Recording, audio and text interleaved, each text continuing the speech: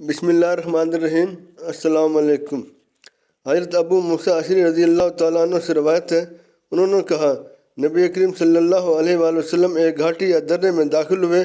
जब एक और आदमी भी इस पर चढ़ा तो इसने बाआवाज़ बुलंद ला इलाहा इल्लल्लाह वल्लाहु अकबर कहा। इस वक्त रसूलुल्लाह सल्लल्लाहु अलैहि वसल्लम अपने खच्चर पर सवार थे। आपने फरमाया, तुम लोग किसी बहरे या गैब को नहीं पुकार रहे।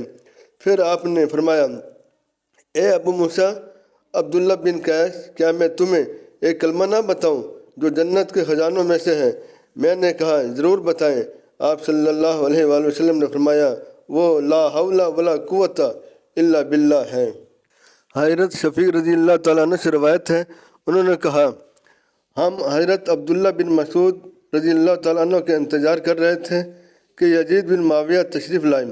हमने अर्ज़ की, आप तशरीफ़ रखें। उन्होंने जवाब दिया, नहीं, बल्कि मैं अंदर जाता हूँ ताकि तुम्हारे साथी यानी अब्दुल्ला बिन मसूद रज़ी अल्लाह तआला अन्हु को बाहर लाऊं। अगर वो ना आए तो मैं तना ही आ जाऊँगा और तुम्हारे साथ बैठ जाऊँगा।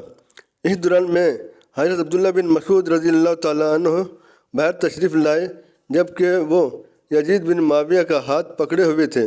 फिर वो हमारे सामने खड़े हुए और फरमाया, मुझे तुम्हारे यहाँ बैठने की खबर पहुँची थी, लेकिन मुझे तुम्हारे पास आने से इस अमर ने मना किया कि रसूलुल्लाह सल्लल्लाहु अलैहि वसल्लम भी हमें कभी कभी वाज फरमाया करते थे ताकि हम उकता ना जाएं।